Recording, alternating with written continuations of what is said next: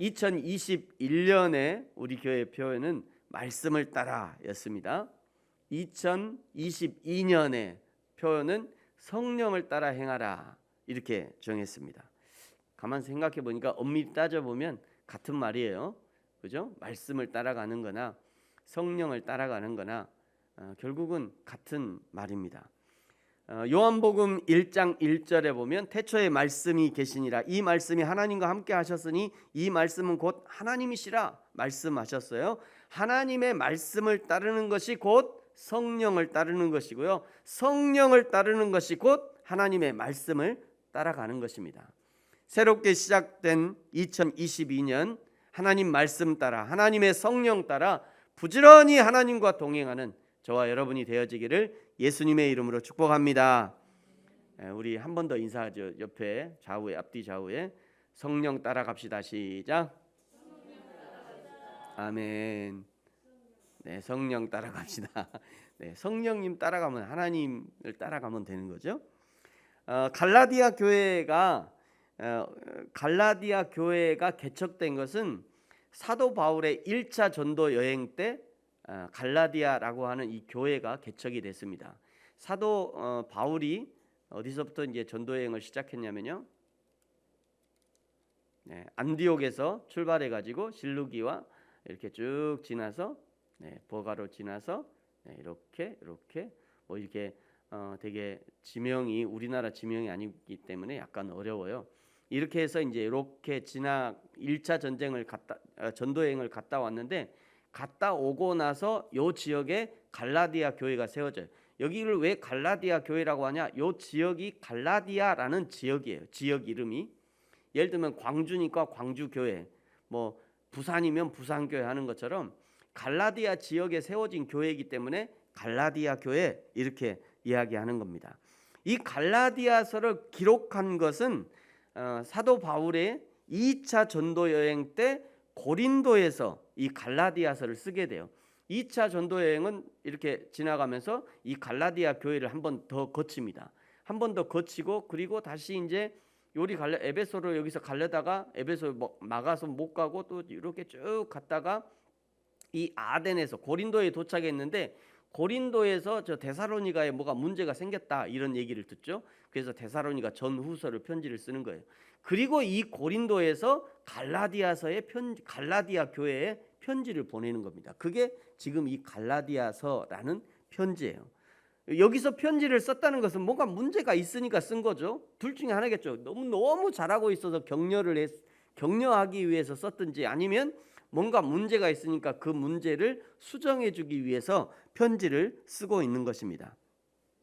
이 편지를 쓴 이유가 너무나 중요하죠. 바울은요, 처음부터 바울이 과연 진짜 사도냐, 바울이 진짜 사도인가? 라고 하는 의문을 늘 달고 다녔어요. 늘 논란을 달고 다닌 거죠. 바울이 진짜 사도냐, 이런 논란을 늘 달고 다닌 거죠. 이것은요, 그의 특별한 경력 때문이죠. 그가 이전에 기독교를 심히 핍박하고요, 스데반을 돌로 쳐 죽이기까지 했던 사람 아닙니까? 이런 경력들이 늘 그를 쫓아다니는 거예요. 그래서 바울을 괴롭게 했습니다. 바울을 통해서 복음을 들은 사람들은 너무도 확실한 복음으로 전혀 이견이 없었지만, 그러나 바울을 반대하는 거짓 선생들은요, 늘 쫓아다니면서 이 바울의 경력을 문제 삼았어요. 위에서 말씀드렸듯이 갈라디아 교회는 바울의 1차 전도 여행을 통해서 가장 먼저 세워진 이방 지역의 교회였습니다. 바울도 갈라디아 지역은 바울 선교의 매우 중요한 전략적인 요충지로 생각했어요. 그래서 1차 때 개척하고 2차 때 같이 돌아보고 3차 때 또 돌아보는 이런 중요한 지역이었던 거죠. 그러나 바울이 갈라디아 교회에 문제가 생겼다는 소식을 들은 것은 개척하고 불과 3-4년 후의 일이었습니다. 3-4년 금방 지나가잖아요. 저희 교회가 이제 9년을 지나서 오늘 주보가 제 9권의 첫 번째예요. 9권의 첫 번째. 9권 1호. 대단한 겁니다. 근데 바울이 이 이 갈라디아 교회를 개척해 놓고 불과 4년 5년 사이에 문제가 생긴 거예요. 이 시간이 2차 전도 여행의 마지막 부분이었는지 아니면 3차 선교 여행의 첫 부분이었는지 사실은 확신치는 않습니다. 갈라디아 교회에서 문제를 삼은 것이 바울의 사도권이었어요. 과연 바울이 진짜냐? 과연 바울이 진짜 사도냐? 그런데 바울의 이 사도권을 문제 삼은 것은 바울 개인을 인정하느냐 마느냐의 문제가 아니라 바울이 전한 복음, 바울이 전한 이 복음이 진짜 믿을만 하냐 안 하냐, 이거를 판가름하는 매우 중요한 사건이 된 거예요. 중요한 그 기준점이 되는 거죠. 만약 바울이 사도가 아니라고 하면 그가 전한 복음 역시 그 진실성을 담보할 수 없게 되는 거죠. 갈라디아 교회에 파고든 거짓 선생들이 바로 이 부분을 집요하게 파고들면서 갈라디아 성도들의 신앙을 흔들어 놓은 거예요. 만약 여러분이 다니는 섬기는 교회에, 여러분이 섬기는 교회, 우리 부르신 교회 목사님이 안수는 받긴 받았는데 어디서 받았냐, 사진을 찾아봐. 이렇게 안수 받은 사진 증거로 여러분들 제출하는 겁니다. 증거로 2010년 10월 11일에 목사님이 안수는 받았다는데 과연 어느 노예에서 받았냐, 그 노예가 정상적인 노예냐, 그 노예 어느 총회에 속했냐, 당시에 목사 안수를 받은 그 안수자가 누구냐, 막 이런 문제를 가지고 따지기 시작하면요, 문제가 아주 매우 복잡해져요. 그런데 이런 문제를 따지는 것은 목사님의 자존심 문제보다 더 큰 문제를 가져오는데, 그것은 목사님이 설교하는 그 설교 믿을만한가, 여기까지 발전하게 되는 거예요. 교회에서 이런 것이 문제가 되기 시작하면 사실 목사님이 받는 상처보다는 성도들이 받는 상처가 훨씬 심각합니다. 그래서 바울이 갈라디아서를 지금 쓰고 있는 거예요. 갈라디아서에는 먼저 바울이 자신의 사도권을 변호하고, 그리고 할례를 주장하는 유대주의에 대항해서 오직 믿음으로 얻는 의에 대해서 설명합니다. 갈라디아서 2장 16절이 바로 그런 부분이에요. 여러분 글씨가 작습니다만 우리 같이 한번 읽어볼까요? 시작. 사람이 의롭게 되는 것은 율법의 행위로 말미암음이 아니요 오직 예수 그리스도를 믿음으로 말미암는 줄 알므로 우리도 그리스도 예수를 믿나니 이는 우리가 율법의 행위로서가 아니고 그리스도를 믿음으로써 의롭다함을 얻으려 함이라. 율법의 행위로서는 의롭다함을 얻을 육체가 없느니라. 아멘. 2장에서 이런 얘기를 하고요. 그리고 3장에서는 율법이라는 것은 초등학교 교사와 같은 것이다, 초등학교 교사의 기능을 하는 것이다 라고 설명해요. 4장에서는요, 율법과 복음을 비교하면서 하갈과 사라를 비교하면서 율법과 복음을 비교한 복음이 이제 훨씬 우월함을 알려주는 거죠. 5장에서는요, 오직 성령을 따라 행하라 라고 권면했고요. 6장에서는 내가 예수의 흔적을 가졌다 라고 선언하면서 갈라디아서를 마무리합니다. 성경이 우리에게 주시는 선물이 많이 있습니다만 그 중에 가장 큰 선물은 자유라는 선물이 아닐까 생각. 이건 제 생각이에요. 복음이 우리에게 주신, 하나님이 우리에게 주시는 선물 중에 가장 큰 선물은 자유의 선물이 아니에요. 뭘 선물의 크고 작음을 뭐 천국에 대한 뭐 이런 것들 뭐 따질 수는 없습니다만 개인적으로 생각하는 것은 이 자유라고 하는 선물이 참 큰 선물이다. 예수 믿기 전에 우리 상태는 어떤 상태였어요? 종의 상태였어요. 종의 신분. 우리는 종이었다고요. 물질의 종이었고요, 시간의 종이었고 욕망의 종이었습니다. 모든 것을 할 수 있는 것처럼 보여지지만 그러나 아무것도 할 수 없는 종의 신분이었다는 거예요. 복음 이전에 말이죠. 그러나 예수 그리스도를 믿는 순간에 우리는 완전한 자유자로 변화되는 것입니다. 무엇이든지 할 수 있는 자유가 우리에게 주어지는 거예요. 빌립보서 4장 13절에 이렇게 말씀해요. 같이 읽어볼까요? 시작. 내게 능력 주시는 자 안에서 내가 모든 것을 할 수 있느니라. 아멘. 마치 에덴 동산에서 완전한 자유를 누렸던 아담과 하와와 같은 자유를 누리는 거죠. 그 완전한 자유를 가지고 이전에 아담과 하와가 선악과를 알게 하는 나무의 과실을 따먹은 것처럼 다시 그렇게 하나님과 등지고 살 것인가? 다시 하나님과 원수처럼 살 것인가? 아니면 이제 이전에 했던 실수 더 이상 반복하지 않고 오직 여호와 하나님께 영광을 돌리는 인생을 살 것인가? 그것을 선택할 수 있는 자유가 우리에게 있다는 거예요. 이거는 대단한 자유죠. 대단한 자유. 아니, 나는 가끔 우리 하나님도 참 답답하시다 생각이 들어. 응? 에덴 동산에서 한번 경험했잖아요. 인간들이 자유를 주면 안 되더라. 우리 하나님도 경험하셨잖아요. 그러면 그 다음에는 조금 코드를 바꿔가지고 이 인간들이 다시는 하나님을 배반하지 못하도록 이렇게 조금 바꾸면, 유전자 조금 살짝 바꾸면 되잖아요. 응? 그러면 아담 이후에 모든 사람들이 하나님 앞에 복종할 거 아니에요, 로봇처럼. 근데 우리 하나님이 그렇게 안 하셔요. 그렇게 안 하셔. 똑같이 아담에게 주셨던 유전자를 똑같이 물려줍니다. 뭘 원하는 거죠? 아담의 실수 다시 반복하지 말고 이제 너에게 주신 이 완전한 자유를 가지고 하나님을 위해 살아야 된다, 이런 일말의 기대를 가지고 사는 거예요. 일말의 기대. 이 대한민국만이 아니라 전 세계에 얼마나 많은 사람들이 살고 있습니까? 그중에 우리 기독교를 믿는 거는 극히 일부잖아요. 극히 일부. 그 중에서도 여호와 하나님을 정말로 인식하고 사는 사람들은 극히 일부라는 거예요. 그 극히 일부에게 하나님이 기대를 거시는 거죠. 그 하나님이 이제 우리 인간들은 내가 과연 이전에 아담처럼 실수하는 걸 또 반복할 것인가? 아니면 이제 여호와 하나님을 섬기고 하나님께 영광 돌리는 삶을 살 것인가? 이제 우리가 선택해야 되는 거예요. 이런 문제를 갈라디아서가 다루고 있는 겁니다. 오늘 본문이 5장인데요. 이 5장을 살짝 살펴보면요, 2절에는 할례에 관한 얘기를 합니다. 그리고 6절에 보니까 그리스도 예수 안에서 할례나 무할례나 효력이 없으되 사랑으로서 역사하는 믿음뿐이다 라고 말씀해요. 그러면서 9절에 보면 너희에게 적은 누룩이 퍼져 있다. 적은 누룩, 이게 이제 거짓 선생을 얘기하는 거예요.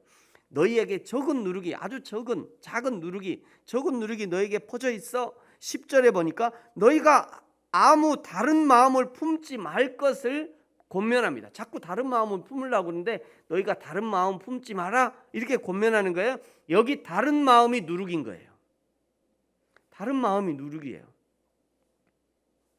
13절에는요, 너희에게 자유가 있는데 그 자유로 육체의 기회를 삼지 말아라.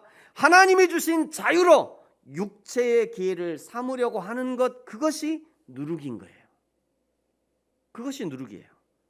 오히려 그 자유로 사랑의 종노릇을 하라라고 권면하고 있죠. 그러면서 이제 드디어 오늘 16절부터 있는 성령을 따라 행하라 권면합니다. 여러분, 우리 16절 같이 한번 읽어볼까요? 시작. 내가 이르노니 너희는 성령을 따라 행하라. 그리하면 육체의 욕심을 이루지 아니하리라. 아멘. 17절에는 육체의 일은 성령을 거스르고 성령의 일은 육체를 거스른다. 18절에 성령을 따라 행하면 율법 아래 있지 않다. 그러면서 먼저 성령을 따르지 않는 사람들에게 나타나는 현상을 우리에게 알려줘요. 우리가 잘 알고 있는 거죠. 19절부터 보면요, 19절 육체의 일은 너무나 분명한데 음행, 더러운 것, 호색하는 것, 이 세 가지는 성적인 더러움을 얘기하는 거죠. 음행, 호색, 또 더러운 것, 호색하는 것. 인간의 부패는 가장 먼저 성적 타락으로부터 나타나고요, 하나님의 성전인 인간 전체를 더럽혀 버립니다. 그래서 고린도전서 6장 18절에 이렇게 말하는 거예요. 사람이 범하는 죄마다 몸 밖에 있거니와 음행하는 자는 자기 몸에게 죄를 범하느니라. 이게 무슨 말이에요? 너희 몸이 하나님의 성전인데 내가 너의 몸을 함부로 굴려서 성적 범죄를 저지르면 그것은 곧 하나님의 성전을 죄되게 하는 것이다, 이런 말씀인 거죠. 20절에 계속 말씀합니다. 우상 숭배와 주술과, 이것은 종교적인 거죠. 종교적인 죄를 얘기합니다. 또 원수 맺는 것과 분쟁과 시기와 분냄과 당짓는 것과 분열과 이단과, 이것은 이웃과의 화평을 깨는 죄를 말하는 거예요. 21절에 투기와 술 취함과 방탕함과, 이거는 무절제와 향락의 죄를 말하는 거죠. 이런 죄들의 모습을 19절 첫머리에서 이것이 바로 육체의 일이다, 이것이 바로 죄된 일이다, 사단 마귀의 일이 이렇게 분명하게 나타난다 말하고 있는 겁니다. 누가 봐도 이것은 인간에게 이롭지 않다는 것이 나타나고 인간성을 파괴하는 일이라고 드러납니다. 그런데도 그 속에 빠져 있는 것을 보면 이해할 수 없는 일인 거죠. 그래서 사단의 속임수가 대단하고 무서운 거예요. 한번 빠져 들어가면 헤어나오기가 이게 보통 일이 아닌 거예요. 이런 육체의 일과 반대로 이제 22절부터 23절까지는 성령의 열매에 대해서 말씀해요. 16절에 말씀하셨던 성령을 따라 행하면 맺혀지는 열매들을 22절, 23절에서 말씀하고 있는 거죠. 여러분, 우리 22절, 23절 하나님 나에게도 이 성령을 따라 행하면 맺힌다고 했으니까 나에게도 이런 성령의 열매가 맺히게 해주세요, 이런 소망을 가지고 우리 22절, 23절 같이 한번 읽어보겠습니다. 시작. 오직 성령의 열매는 사랑과 희락과 화평과 오래 참음과 자비와 양선과 충성과 온유와 절제니 이 같은 것을 금지할 법이 없느니라. 아멘. 여러분, 열매의 특징은 뭔가요? 열매의 특징, 그것은요 자연스럽게 맺힌다는 겁니다. 나무가 열매를 맺으려고 노력하지 않습니다. 그저 나무는 햇빛이 쏟아지면 느긋하게 그 쏟아지는 햇빛 다 하나님이 주시는 대로 다 받고요, 비를 주시면 필요한 만큼 흡수하고 나머지는 흘려보내고, 주인이 빌어주면 감사하고 안 주면 썩은 거, 그냥 풀 썩은 거 먹고 말이죠. 그렇게 가지가 줄기에 붙어 있고 줄기는 튼튼하게 땅 속에 받고만 있으면 자연적으로 맺히는 것이 열매라는 거예요. 그러니 이런 성령의 열매를 맺지 못하도록 금지할 법이 없는 겁니다. 맺지 못하도록 금지할 법이 없다고 얘기하잖아요. 이런 열매 맺는 나무와 같은 사람, 해가 떠도 감사하고 비가 와도 감사하고 눈이 와도 감사하고 늘 감사만 하는 이런 사람을 어떤 사람이라고 하냐? 오늘 말씀은 정욕과 탐심을 십자가에 못 박은 사람이다 라고 표현합니다. 자, 여러분 24절 같이 한번 읽어볼까요? 시작. 그리스도 예수의 사람들은 육체와 함께 그 정욕과 탐심을 십자가에 못 박았느니라. 아멘. 그 정욕과 탐심을 십자가에 못 박은 사람, 이런 사람은 성령의 열매를 주렁주렁 맺을 수밖에 없다. 그 뿌리를 하나님께 깊이 내리고 비가 오고 바람이 불어도 흔들리지 않는 사람, 그런 사람은 성령의 열매를 풍성하게 맺는다. 지금 이 얘기를 하고 있는 겁니다. 바울은 갈라디아 교회의 성도들이 이렇게 풍성한 성령의 열매를 맺는 성도들이 되기를 간절히 바라고 있는 거예요. 저와 여러분, 우리를 향해서도 성령의 사람이 되어서 성령을 따라 행하는 사람이 되어서 풍성한 성령의 열매를 맺기를 바라고 계시는 겁니다. 성령의 열매가 9가지만 아니라 그것과 연관된 풍성한 열매들을 맺기 위해서 가장 먼저 해야 될 것을 무엇이라고 하셨어요? 16절에 얘기하는 거죠. 16절에 시작부터 말씀하시는 겁니다. 너희는 성령을 따라 행하라. 날마다 성령을 따라 행해야 육체의 욕심을 이루지 않는다는 거예요. 송구영신 예배 때도 제가 이 말씀을 들었는데 비슷한 말씀인 것 같아요. 데살로니가전서 5장 21절 22절 같이 한번 읽어볼까요? 시작. 범사에 헤아려 좋은 것은 취하고 악은 어떤 모양이라도 버려라. 일반적으로요, 좋은 것은 취하고 악한 것을 버리는 것이 거의 동시에 일어납니다. 좋은 거 먼저 취하고 악한 거 갖고 있다가 나중에 악한 걸 버리는 게 아니라 좋은 것을 취할 때 악한 것을 동시에 버리게 되는 거예요. 여러분, 세상에 누가 진짜 다이아몬드를 발견했는데, 진짜 다이아몬드를 신랑이 다이아몬드를 껴줬는데, 나는 그래도 이 보석 반지가 좋아해서 보석 반지 끼고 다닐 사람이 세상에 어디 있어요. 얼른 띄워 버리지, 그러잖아요. 진짜 다이아몬드가 있는데 보석 반지 뭐 좋다고 저걸 끼어다니냐고요.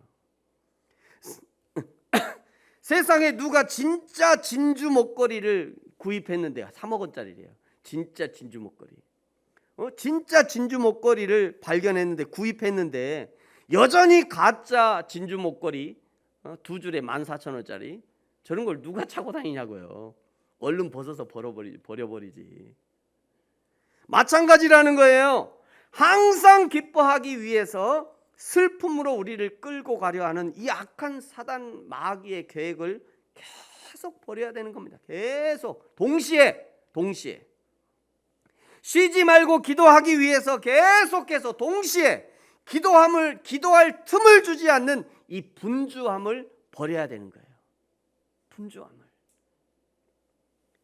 범사에 감사하기 위해서 감춰진 감사의 조건들을 계속 찾아내야 되는 겁니다. 계속 찾아내지 않으면 발견하기 어려워요.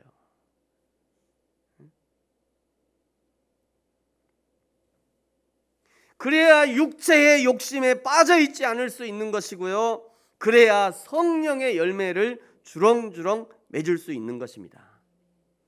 코로나가 여전히 기세등등하고 교회는 언제 정상으로 될지 알 수 없고 교회가 언제 나 더 이상 못 버티겠어, 우리 더 이상 할 수 없어요, 더 이상 뭐 못해야 하고 그냥 두 손을 번쩍. 지난 한 해 우리 대한민국에 10,000개인가 교회가 사라졌대요. 10,000개 교회가 사라져요. 지난 한 해 동안 작은 교회들이. 언제 교회가 두 손 두 발 다 들고 포기할지 알 수 없는 이때 우리에게 희망이 있다면 오직 성령 하나님뿐입니다. 우리에게 기대함이 있다면 오직 성령 하나님을 기대하는 것뿐이에요. 우리가 기댈 수 있는 유일한 안식처는 성령 하나님뿐입니다. 우리에게 피할 바위가 있다면 여호와 하나님이 우리의 유일한 피할 바위가 되어주시는 것입니다. 그러므로 이제 우리가 적극적으로 하나님 편에 서야 합니다. 하나님의 말씀이 인도하시는 대로 따라가야 합니다. 하나님의 성령이 인도하시는 대로 순종하며 따라가야 하는 거죠. 하나님의 성령이 뛰라 하시면 뛰고 말이죠. 성령이 걸어가라 하시면 걸어가고 성령이 엎드리라 하시면 우리는 납작 엎드려야 합니다. 그것이 우리에게 맡겨주신 사명을 감당하는 길이 되는 거예요. 그것이 우리가 행복할 수 있는 길입니다. 그것이 우리가 살아가는 유일한 방법이 되어지는 거죠. 이제 2022년 부르심 교회는 성령께서 말씀하시면 순종하는 교회가 될 것입니다. 우리 모든 성도님들도 성령 하나님의 말씀에 순종하는 성도님들이 되어지시기를 예수님의 이름으로 축복합니다. 하나님께 순종하는 것이 결코 만만치가 않습니다. 누구든지 할 수 있는 것이라면, 인간의 본성으로 할 수 있는 것이라면 하나님이 굳이 명령하시겠어요? 굳이 명령 안 해도 잘 하는데 하나님 명령하시겠어요? 하나님이 명령하신다는 것은 이게 결코 쉽지 않기 때문에 명령하시는 거예요. 쉽지 않아요. 그래도 하나님이 명령하시잖아요. 성령을 따라 행하라. 육체의 욕심을 버리고 적극적으로 성령을 따라 행하는 것, 그것이 하나님의 나라가 이 땅 위에 이루어지게 하는 일이 될 것이고, 그것이 그리스도의 복음을 증거하게 하는 일이 될 것이고, 성령을 따라 행하는 것이 예수님의 몸된 교회를 바른 교회로, 좋은 교회로, 행복한 교회로 세워가는 복되고 귀한 일이 될 것이에요. 사랑하는 성도 여러분, 저와 여러분이 이제 새롭게 시작된 2022년 한 해 성령을 따라 행함으로 하나님 앞에 풍성한 열매 맺는 귀한 한 해가 되어지기를 예수님의 이름으로 축복합니다. 아멘. 기도하겠습니다.